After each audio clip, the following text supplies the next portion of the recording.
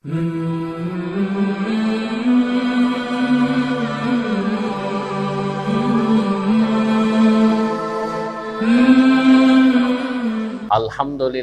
ala ni'amihi al-zahirah wal batinah qadiman wa hadisan ashhadu an la ilaha illallah wahdahu la syarikalah wa ashhadu anna muhammadan abduhu wa rasuluh allazi la nabiyya ba'da amma ba'du. Hadirin ikhwatu iman rahimakumullah, jamaah warasatul Quran yang diridhoi oleh Allah Subhanahu wa ta'ala.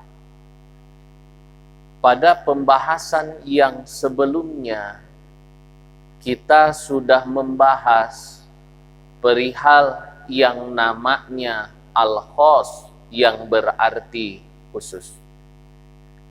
Al-khos ini merupakan hasil ketika al-am ditambah taksis sama dengan khos.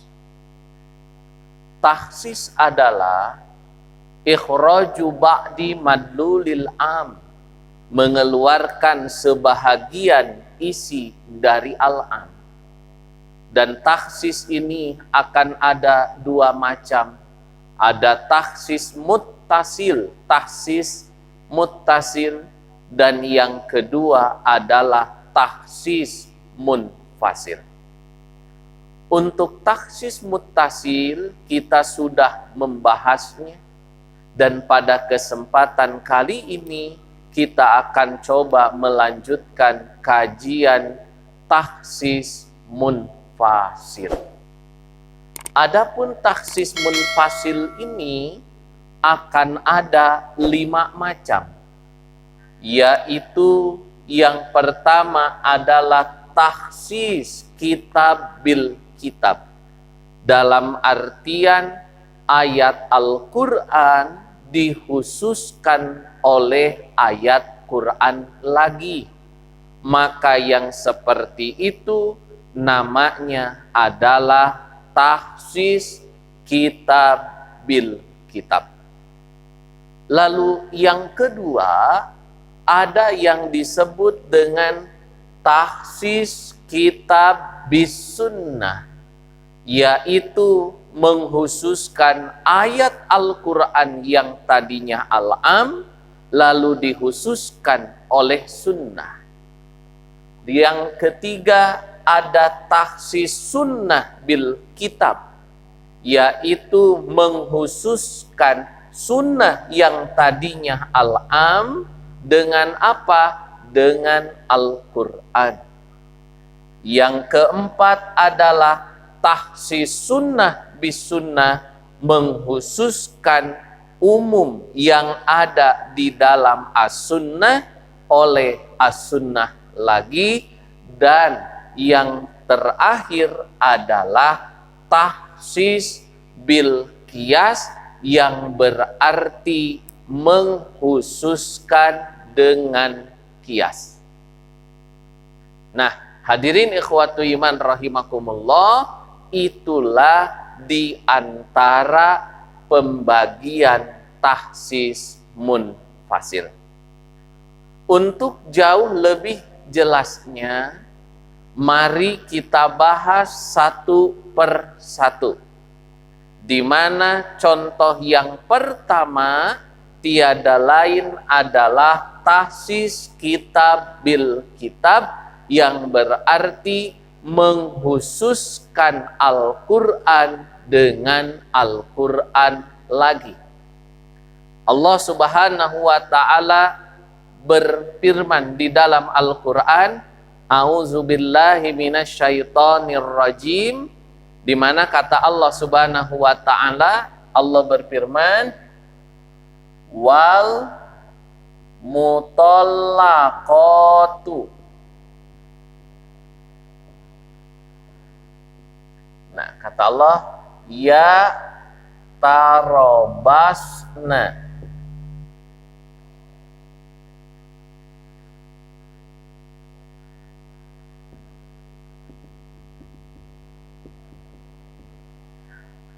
Kata Allah Subhanahu wa taala, wal mutallaqatu yatarobasna bi anfusihinna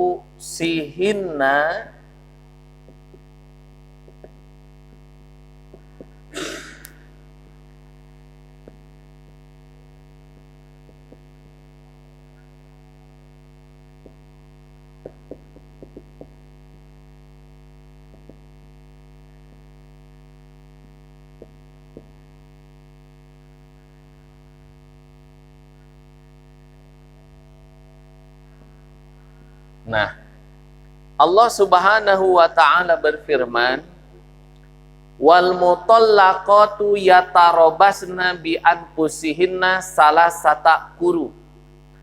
Dan perempuan-perempuan yang ditalak hendaklah mereka menahan diri mereka salasata quruin, yaitu 3 kali quru.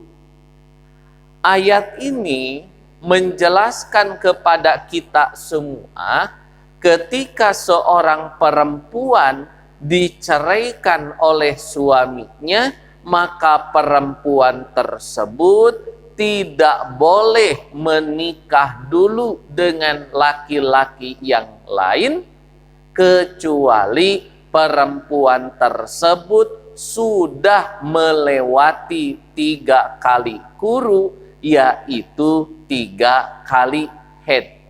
Nah, lalu ternyata ada ayat yang lain yang mengatakan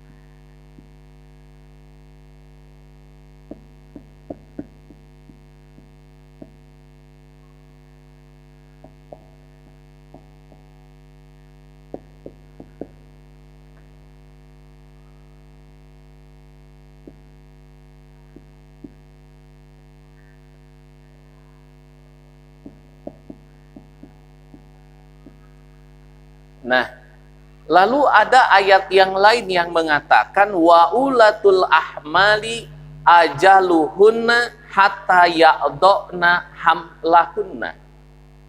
Dan perempuan-perempuan yang hamil, maka masa idah mereka itu hatta ya'dhna hamlahunna, sehingga mereka melahirkan anak. Maka pada ayat yang atas diterangkan bahwasanya perempuan yang diceraikan oleh suaminya, maka masa idahnya tiada lain adalah 3 quru. Lalu Allah pun menerangkan, apabila yang diceraikan itu adalah perempuan yang sedang hamil, maka masa idahnya itu tiada lain adalah sampai dia melahirkan. Maka keumuman ayat Al-Quran yang pertama ini dikhususkan lagi oleh ayat Al-Quran yang lainnya, sehingga berarti kalau begitu inilah yang disebut dengan tahsis kitab bil kitab, penghususan Al-Quran dengan ayat Al-Quran lagi. Itulah macam yang pertama, yaitu tahsis kitab bil kitab. Nah, adapun yang kedua, tiada lain adalah yang disebut dengan tahsis kitab bis sunnah, yaitu menghususkan Al-Quran dengan as-sunnah. Allah Subhanahu wa ta'ala berfirman,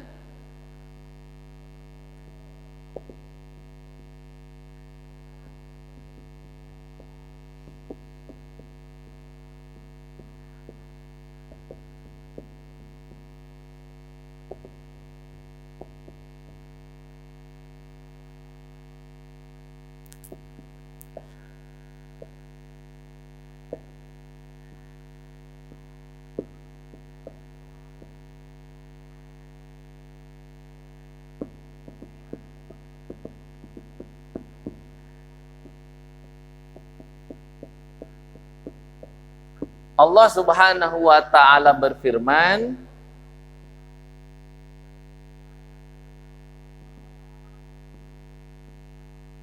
yusikumullahu fi auladikum lizakari mislu hadil unsaini.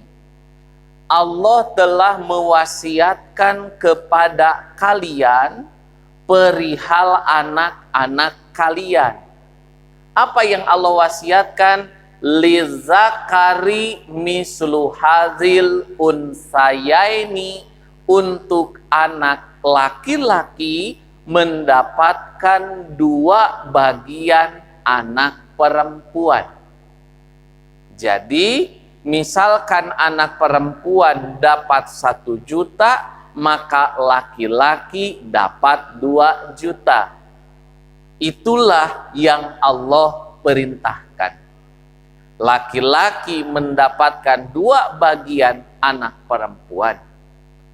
Lalu bagaimana apabila antara ayah dan anak itu berbeda agama? Makanya Rasulullah Shallallahu Alaihi Wasallam bersabda,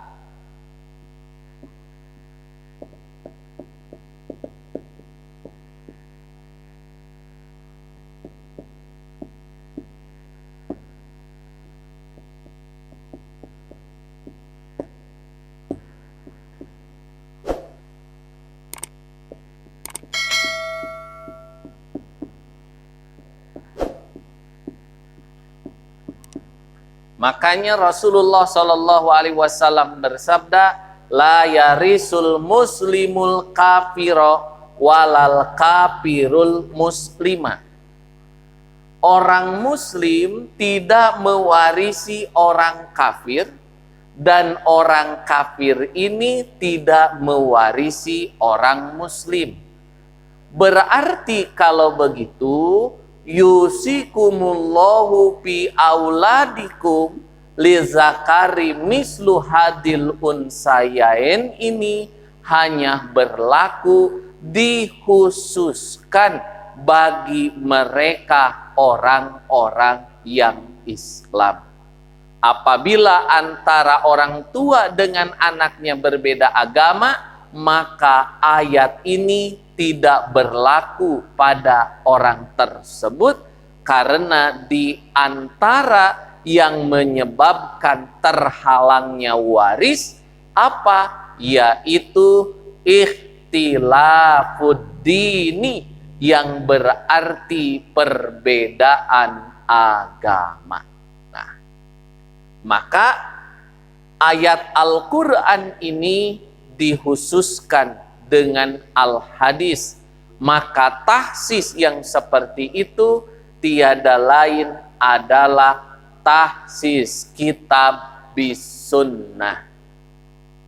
Yang seperti itu sekali lagi tahsis sunnah bil kitab.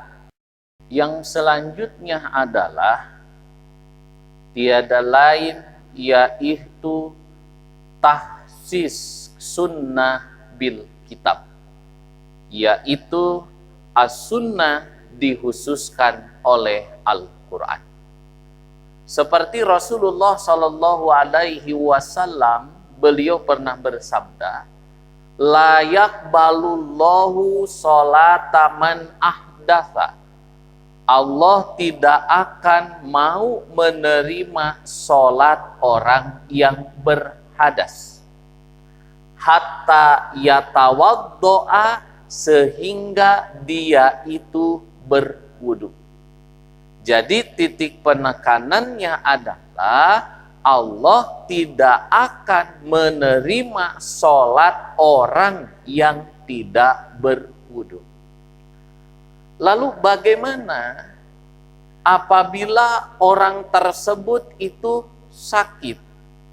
Maka kalaulah kita hanya melihat pada hadis ini, berlakulah azimah ketika hadas dia tidak berwudu, maka tidak akan diterima oleh Allah sholatnya. Adapun bagi orang yang sakit, ternyata Allah Subhanahu wa ta'ala berfirman, Wa in kuntum marudha, dan selanjutnya apa yang Allah Subhanahu wa taala perintahkan, yaitu patayammamu dan thayyiban, maka bertayamumlah dengan debu yang baik. Berarti dengan adanya ayat Al-Quran tersebut menerangkan bahwasanya bagi orang yang sakit boleh tidak berwudu dan digantilah wudu tersebut dengan yang namanya tayamum. Oleh karena itulah maka hadis yang umum tadi dikhususkan oleh Al-Quran. Yang selanjutnya adalah ada yang disebut dengan takhsis sunnah bisunnah, menghususkan as-sunnah hadis dengan hadis lagi, seperti Nabi SAW bersabda, bima sakotis sama'u al-ushru, pada tanaman yang disiram oleh langit, maka zakatnya itu tiada lain adalah 10%. Mau berapa hasilnya, mau berapapun hasilnya, pokoknya tanaman yang disiram oleh langit zakatnya 10%.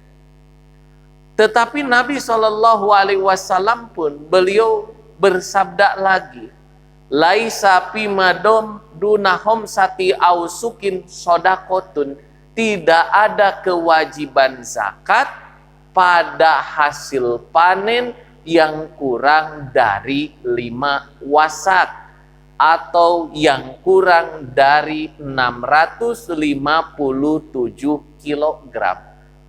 Maka keumuman hadis ini, hadis yang pertama dikhususkan oleh hadis yang kedua, sehingga berdasarkan dua keterangan tersebut kita paham wajibnya zakat pertanian 10% itu apabila hasilnya minimal 5 wasak. Apabila kurang dari 5 wasak, maka sudah tidak ada kewajiban zakat, tetapi dia dikenakan kewajiban infak yang jumlahnya tidak ditentukan. Nah, adapun macam yang kelima, yaitu yang disebut dengan takhsis bil qiyas, menghususkan dengan kias.